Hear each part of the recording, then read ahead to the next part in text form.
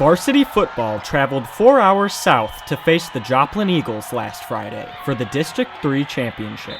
Marquette fans rallied behind their team in hopes of seeing the 10-1 Mustangs stampede to the state championship semifinals. Mustangs were not this good when I was at Marquette, so it was really exciting to hear about all their successes. Oh, you're just getting more nervous every minute because, you know, it could be the boys' last game. This team's bigger, and they're not necessarily faster, they're not necessarily smarter, and they're not necessarily quicker, but the Mustangs are. The Mustangs reared up for a grueling game against the undefeated Eagles. Despite their strong defensive line, Marquette allowed 2 touchdowns in the first quarter. The Eagles followed this up with another 14 points in the second quarter,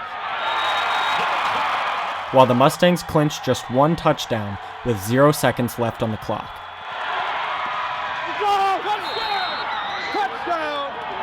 Already 28-7 Joplin, things were not looking so good for Marquette at halftime, but some fans, like activities director Shane Matzen, still had faith in their team.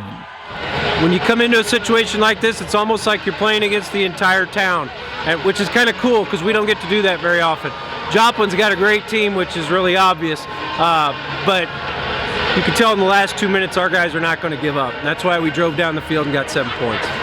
The Mustangs came back on the field in possession of the ball, intent on using their strong rushing offense to score.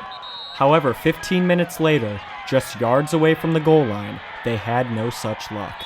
The fourth quarter began, and after a series of aggravating yellow flags and another touchdown for the Eagles, the Mustangs' season ended. Tears flowed, and emotions were high, but the season as a whole was far from a loss. The 2019 season marked the first time in Marquette history that the Mustangs had won 10 games. Head coach Michael Stewart recognized this fact in his final post-game speech of the season. And you did something this school has never done before. This is the greatest Marquette football team that's ever come through this school.